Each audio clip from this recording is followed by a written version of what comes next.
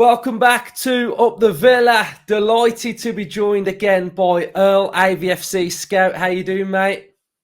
Yeah, really good. Glad to be back on. Becoming a regular, Yes. hopefully.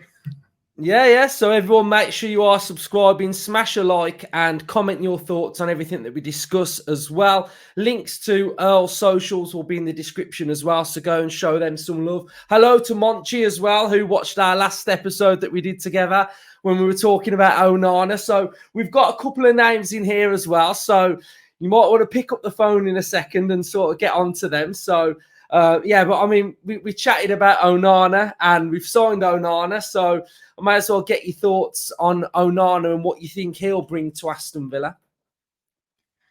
Yeah, he's a big player, isn't he? Physically and metaphorically as well for the team.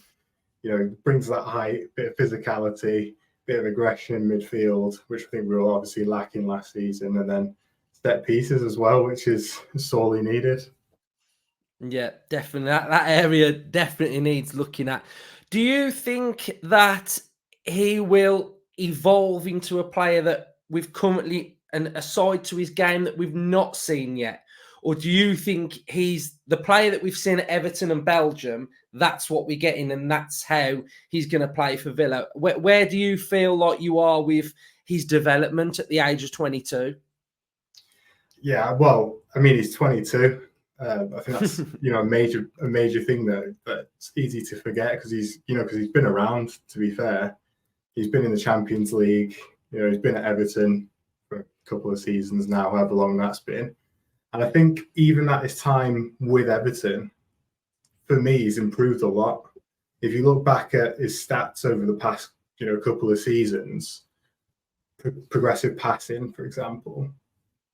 Even at Everton, in a side that's not looking to play the ball like we do, his progressive passes have improved so much from last season to the season that's just gone. So I think under Emery, different players around him, different system, it's only going to get better in my opinion. Yeah, I fully agree with that. I did my sort of what I expect, and I expect him to be a little bit more progressive than what he's been at Everton. And I mean, I don't want to disrespect Everton, but you look at Sean Dyche and then you look at Unai Emery. I mean, the kid's gonna like flourish. So I can't wait to see him get started. So Earl has done his usual. He's brought us a abundance of stats and data that we're going to go through. And the main bulk of the episode is going to be regarding Diaby and, well, not Diaby, the space that Diaby's left by departing Aston Villa. So we're really going to have a look at that. We're going to have a look at what type of profile could suit Aston Villa. What do we need? And more so the impact of what Diaby's going to be leaving behind and what we've got to do to sort of get these numbers back up as well. So I'll share the screen now with the first one. Last time we showed you this and we showed you the contracts on what players had left on their deals. So Earl, do you want to update us on what you've got on this one? Yeah, it's just a bit of an update from last time with the squad depth there. Just added the new players that we've signed in the window. The squad's looking quite healthy, to be honest. We've got a big squad at the minute.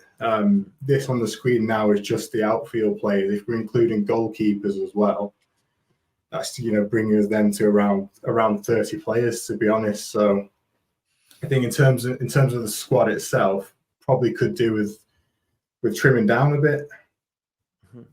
Yeah, and you can see on the graph here as well, there's basically two sections. So dumb this down to us.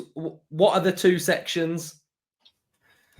Yeah, so on the graph, basically what I've done here is just I've got age across the bottom, so the age of the player, and then I've done how many minutes they've played, senior minutes in league play across their career, and put them all on a graph. And you can kind of see, like you said, there's two distinct groups that are forming, which is quite interesting. So on the right there at the top, we've got kind of our core group of players that'll play most of the minutes. You know, your Bailey, McGinn, Watkins, etc.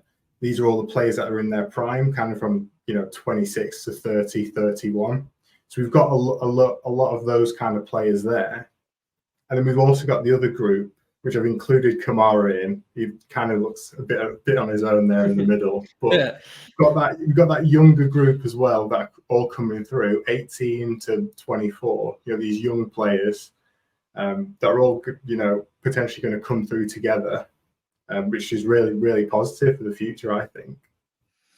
Yeah, I think it's really good. I mean, what I don't want to see is a bulk of players in that right hand side.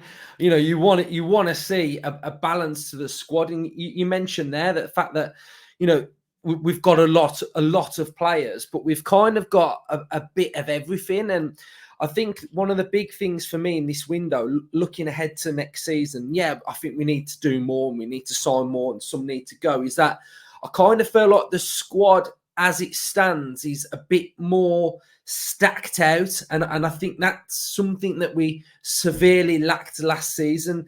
Yeah, we had a massive injury crisis, which didn't help. But I think if we were to get a couple more injuries, like in midfield, etc., I think we've got more players that can sort of like come in and fulfill what we need of them. So I think on that hand, I think it's a real positive. So we'll go to this one. Where should we go? We'll go to this one first then. I absolutely love this. So get stuck into this then, Earl. Yeah, so what I've done here, I've basically just tried to put my thoughts onto the page. So Moussa Diaby, just trying to break him down. What does he bring? What did he bring, and what do we need to replace? And then also, what did we want him to do more of? What we want to improve on from the replacement that we're going to get? So starting from Diaby there. First thinking about position. So really he covers two positions in the squad. That second striker, which probably wasn't his preferred position, but where he plays probably the most for us. And then winger as well. So in terms of positionally, second striker we've got Rodgers, McGinn can play there, Tielemans has played there at times, and then we've got Buendia coming back. So in terms of second striker, we're probably covered. Wingers, we've then got Bailey, obviously. Philogene come in. Then you've got Illing Jr. If he's playing further forward, can play there. Maybe Dobbin as well. So if we're talking about it purely in terms of bodies in the position, we're probably covered there. So that's fine. Attributes, what does he bring? So broken this down into three sections again. So he's a major transition threat. He's brilliant on the counter. Breaking that down further is, pace and agility. He stretches defenses, probably with his pace. You can look at other players who can stretch defenses in different ways, maybe with long passing. But for Diaby, it was pace. And then runs in behind. So for those things, we've probably got, Watkins can make those runs in behind, maybe Bailey a bit, Ramsey. But I think that's probably a big thing we'd be losing with Diaby going is pace. We got quick players, but Diaby was different quick, wasn't he? Yeah, I remember when it was the season before last, and we were playing West Ham away, and we just needed that pace, that sort of X factor to just burst into life and just dribble with the ball, and I think he was a player that we really needed the summer that we signed him, and I think, like you're saying now, losing that core pace and power and drive. I mean, we saw it perfectly for the equaliser that we scored against Liverpool. That Duran goal, that mad flick that he did. You know, he picked up the ball on the halfway line. He turned. He drove. He played a pass into Duran, and Duran just, it was a flick or whatever type of finish it was. We have severely lacked that pace, so I think that's something that I would hope we can try and address in this window. So yeah, I'm with you on that. I think that area to our side, although we've sort of got the balance in other areas, I think we have lost that attribute, I think. Yeah, 100% agree. The next thing I picked out was progressive dribbling. So he's a dribbler, isn't he, Diaby? A lot of progressive carries. Bringing in Philogene, he's a big dribbler as well, so he can cover some of those types of things. Bailey as well, obviously, and other players. And then I've included what I call touch efficiency. So I think we'll maybe come on to that one next, but just a quick preview of what that is. It's something that I've kind of come up with, a metric that I've kind of come up with. And what it is, it's shot creating actions per touch and progressive actions per touch. So progressive passes, progressive carries. And what I've done is I've made it per touch, because you've got players you might play in Man City, for example, or teams that have a lot of the ball. They're going to have a lot of touches, and then they're going to obviously then have more opportunity to record these kind of shot creating actions. They're going to get more chances to record progressive passes. So by breaking it down per touch, it's then kind of normalizing it and making it a fairer playing field, so we can then more fairly assess players who might be on a worse team. Now Diaby ranked very highly for this touch efficiency. So basically what I'm trying to say is when he got the ball, made something happen. Yeah, so I brought us onto this one then. And I've been mentioning about Diaby and what he brought to Villa. If you look at sort of Villa, I think Villa fans are quite sort of, I'd say 60-40 on Diaby. 60 would probably say, I saw potential. Next season, he'd be really good. And then you'll get some Villa fans that say, I don't rate him. He was rubbish. I'm glad he's gone. And I think when you look at the overall numbers, it's 19 goal involvements that we will have lost. And sometimes, he probably should have scored a chance and he might not have scored, or he could have got an assist. Or I think a big metric, and I don't know whether you agree with this, is the pre-assist is sometimes more important than the actual assist. So I think if there was a metric for his pre-assists, they would be quite high as well. But what you're mentioning here, if you look at sort of like the shot touch efficiency, what you've created, is ahead of Bailey. And, a lot of fans will say, Bailey's clear of Diaby. He's so clear, like, night and day. But a lot of Diaby's numbers were really, really high. So I think, it's vitally important for me, especially, that we do sign a player that can come in and offer something really important to Villa. So I've gone off on one, but that's where I'm at. We'll go back to Earl. Where are you at? So with Diaby, I think the question mark a lot of the time is maybe his end product. But when you look at his goals and assists, he had 19 goal contributions. So if you get 19 goal contributions and the question over your end product, then the only way that can happen is if you're creating loads of chances, essentially, kind of thing. So that's essentially what this graph here is. I'm trying to show, basically. Mm-hmm. If you look at the top end, look at the top end of this graph, we've got Chiesa, Gruder, Nico Williams, Boehner, And these are all players that Villa have been linked with in the transfer window. So I think there's maybe something in this.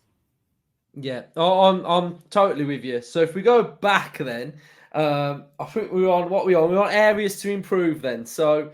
Key stats I've just touched on, but this is well, as the name suggests, it's the key for me really, and this is the kind of point where I came to the conclusion that we probably do need a replacement for Diaby. Look at his playing time, goal contributions, 54 appearances, well over 3,000 minutes. That's not easy to replace. You might have, Rodgers who will get a few more minutes next season because he's coming on, and Philogene will get some minutes, but that is a massive amount of games, massive amount of minutes that we've got to replace. And for a Champions League team to replace 3,000 minutes, you need an elite replacement. So I'll put that at the bottom there, big in gold. That's my final conclusion. I think what a lot of Villa fans will get from this episode, it's sort of like we've got a hammer now, and we're sort of like hitting everyone's head with this hammer, and we're basically now saying we need to replace Diaby. We need to replace Diaby, and I'm totally with you. Like I think he 100% has to be replaced with, like you're saying here, elite replacement, elite quality. I think a player has got to come in that can do what he can do, probably in a role, probably maybe better, or be a little bit more versatile at times. But I'm with you here. I think replacement is needed. So areas to improve then, and that probably goes in with what some Villa fans probably thought about him then. And I think it's interesting to note when we're sort of looking at this position that we could probably improve it. For me, it's sort of like it's like those two areas there, isn't it? It's like, do Villa go down a second striker role, or do they go down a winger role? Like, where do they go? And I think if you look at where Diaby played majority of the time, the second striker role, that would lead me on to say that wasn't really Diaby's overall game. So if we look at a player, which we're probably going to look at in a second, that would suit that role, I think that will be more in tune with where the squad is. So areas to improve then. First of all, physicality. I found him lacking at times, against Premier League defenders. I'm not expecting him or whoever comes in to, necessarily be the most physical player.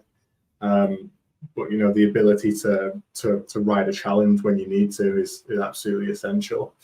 The other area to improve was with back to goal, breaking down those kind of mid blocks, low blocks. And when I say back to goal, I'm not necessarily, it could be a bigger player like Rodgers who can hold the ball up. But it could be a smaller, quicker, agile player who can get the ball on the turn a defender, and run at the back four. I think Diaby absolutely had the ability to do that. Just wanted him to do it more. Mm-hmm. I would 100% agree with you, and viewers of this channel will know that I've said this myself. It just felt like sometimes not physicality, because sometimes you'd see him do it. Like when I mentioned that goal against Liverpool, he had his back to goal, received the ball, turned a player and drove at the team.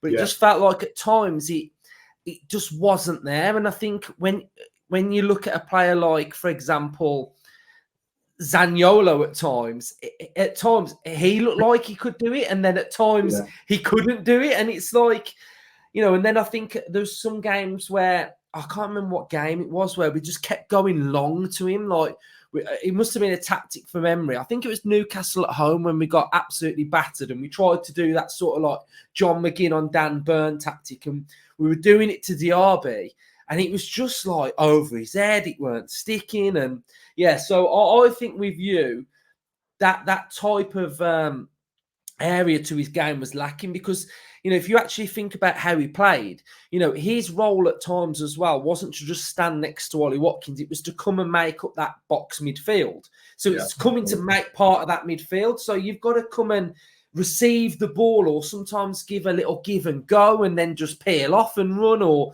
so, yeah, I'm with you. I think that area it is an area that we can look at this season, hopefully, and think will be a lot stronger. Yeah, I put it down to, in my head, imagination / confidence. Because, like I say, I think he has the ability to do these things, but it was just maybe lacking confidence. I don't know, at times, just to take more risks. You know, play a little flick pass, or, you know, back heel through and, you know, beat the low block that way. But I think it's just at times just found him too safe. I think safe option. Yeah, right. So enough of Diaby now, right? Bye Diaby. He's off. He's gone. Right. What do we need now then? Like, where are you at with what type of player do you want to see? There's a name that keeps going round, Joao Felix. We know that Unai Emery, Monchi, they really rate him. I'm on the side of, I think he would be brilliant for Villa. I think his attributes, I think with everything that we've discussed, I think, you know, dropping into that midfield, coming deeper, linking up play, working with Watkins, feeding Watkins, working with Bailey. I think it would be a player that would ignite our front line. And I think if you look at how a lot of teams are probably going to play against Villa next season, you know, we are a possession-based side. A lot of teams are going to camp in there. They're going to camp. They're going to sit. They're going to look to hit us on the break. I think Onana coming in massively helps us in that aspect as well. I think of like Rodri stopping counter-attacks. I think Onana hopefully will do that for Villa as well. Ryan, what did Ryan call it? A mid-block unlocker. That's what he wants. So that's what he's told us. So Joao Felix, we've got some stats here, but, you know, talk about Felix, but, you know, what do you want to see? Well, it's first of all, positionally, I think we're set on wingers now, especially with added Philogene back. So I would be looking for a player who can play the second striker, but also play as a striker as well. We may be light on strikers. We've got Watkins, we've got Archer. Add in another player who can, you know, play there sometimes. Maybe doesn't have to be his major position. So Felix ticks that box. He does. Yeah, carry on. Yeah, I mean, well, in terms of the attributes, I know you're saying we'll face a lot more low blocks. I think it's going to be 50-50. Do you? I maybe 55-45, but I think we still need, and going back to the pace thing last year, I still think we need a player who can operate in transition, and Joao Felix can do that. He's good in transition. He's got a bit of pace about him. He's not, you know, as quick as Diaby, but he can operate in transition, and he's at his best when he's got runners around him. So Ollie Watkins, for example, like Joao Felix and Ollie Watkins would be a, you know, brilliant partnership. He'd thrive off playing them through balls into Felix. But yeah, I just think, especially as we're in the Champions League now rather than the Conference League, especially in those European nights, we came against teams who are sitting back against us. And we were like the big team really in that competition. Whereas going into the Champions League, it's not going to be the case, to be honest. So yeah, player who can absolutely break down those mid and low blocks, but also operate in transition. And then lastly, going back to what I said about Diaby, that imagination, that confidence,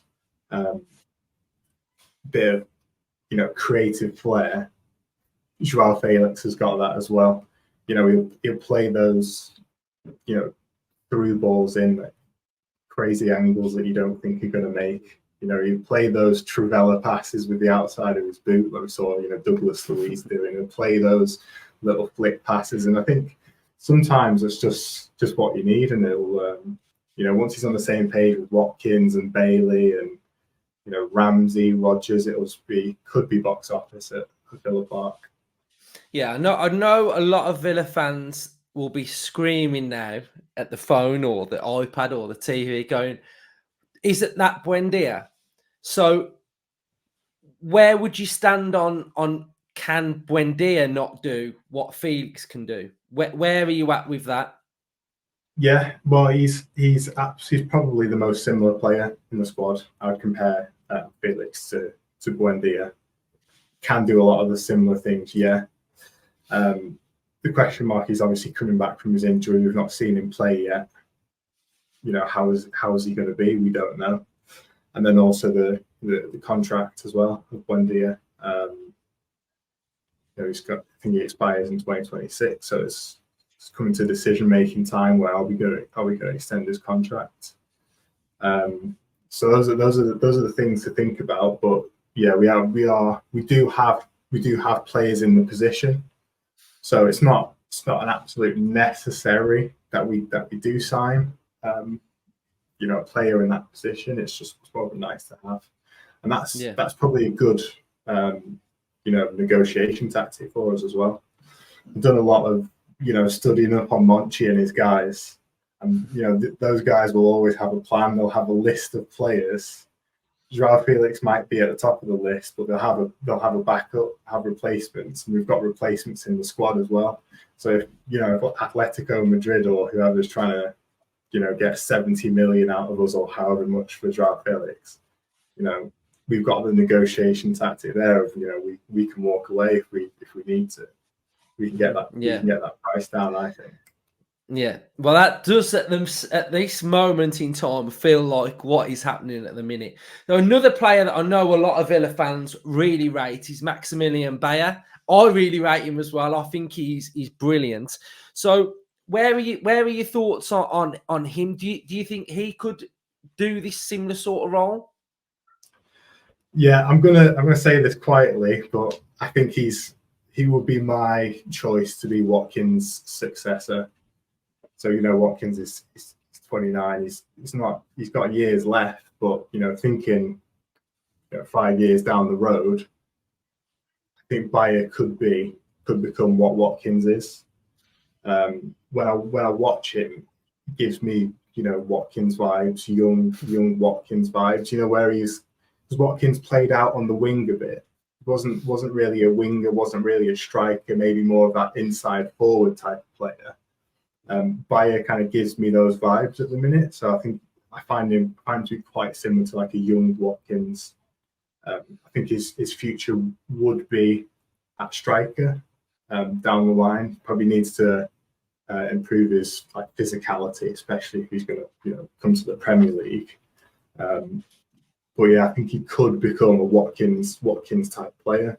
Probably not there at the minute, but that in turn would allow him to play with Watkins. So he's kind of not ready to lead the line, in my opinion, but could play with Watkins and then eventually be a successor. Is what I think about him. Yeah, so I think what we've discussed here is brilliant. I think we're both on the same page, but where I'm at personally, we've sort of we've got 4 weeks to go, maybe. We're just about to get into the main bulk of pre-season. Is that I'm pretty comfortable with what we've done in the window so far. But I know we need more, and I think more will come. So I think as the window edges on, we will get there, and the squad will be really complete. So pre-season, then, have you caught much of it? Who's sort of catching the eye? Because we've had, I think sometimes in pre-season, you're like, okay, we've got the same players, same team. I mean, we've got who you're picking here? Barkley, Enzo. We've got Ealing Jr. We've got. Probably someone I've just missed out, and then you're thinking, okay, Onana's got to come back, Matson's got to come back. So, who's really caught your eye so far? Yeah, I've really enjoyed the first 2 games of pre-season obviously 2-3-0 wins is always good to see. But yeah, I've been trying to not get too carried away. But yeah, it has been good. Usually in like the first couple of games, the players who shine are the players who have been, working the hardest probably, and while they're on the holidays to keeping up the fitness and all that kind of thing.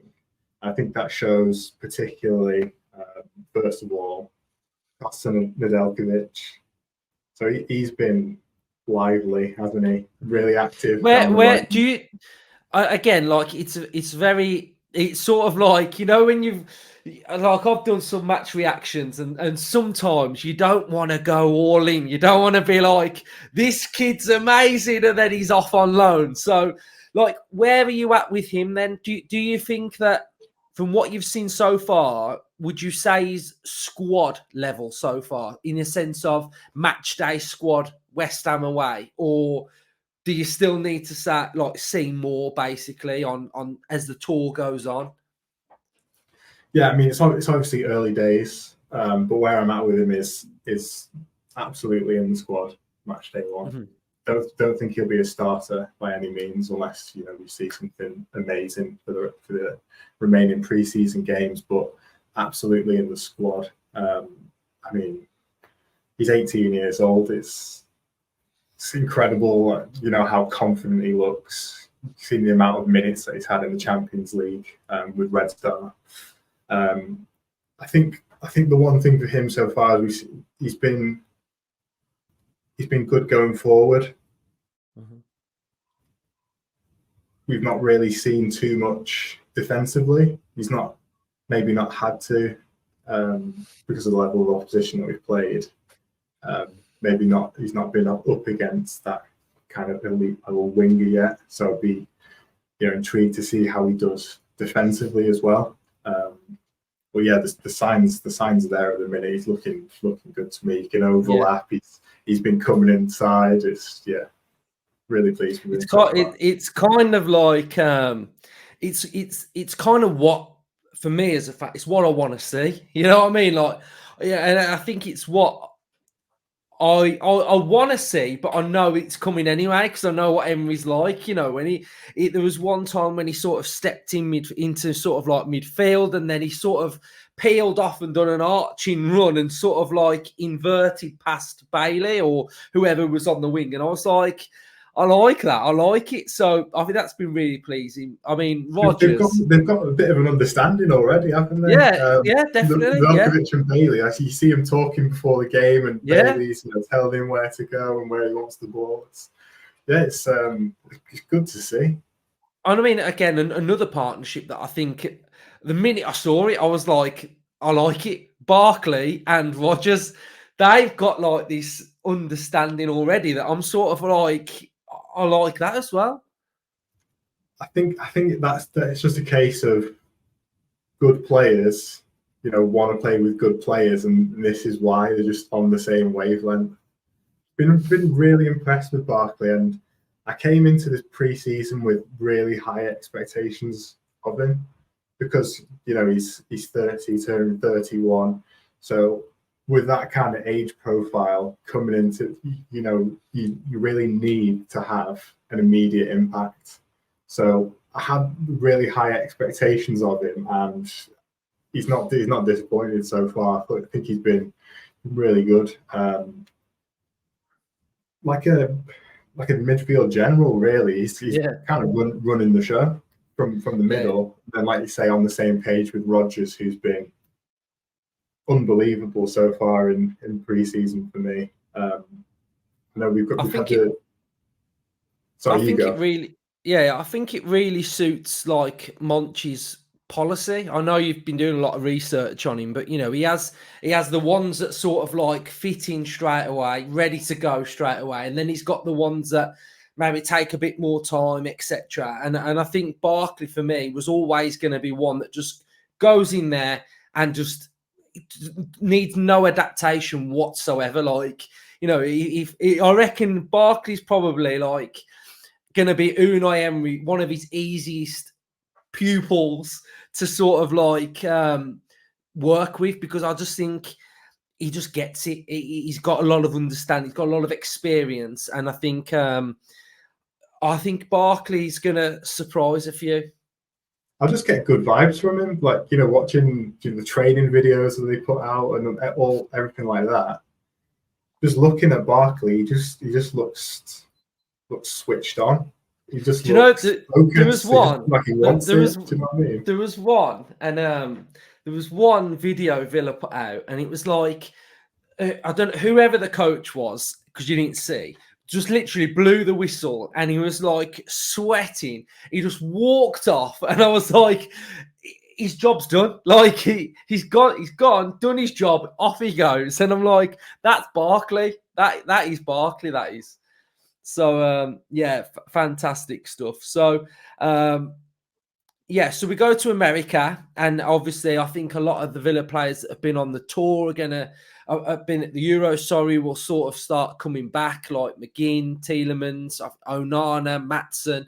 So it's going to be really interesting now, I think, to sort of start to see what happens with Maatsen, because we spoke about him sort of sometimes going into midfield as well. So I think that's going to be exciting as well. So I think next time me and you speak, then maybe 2 weeks or so, like we've done from the last time, we might have another player in there. So hopefully Monchi's enjoyed the episode, and we'll make sure everybody's following you on socials. So Earl's doing fantastic stuff, talks a lot of sense, and a lot of people really enjoyed you on the last one as well. So his socials will be in the description to the video, so literally click it and then you can follow him on his socials. So cheers, mate.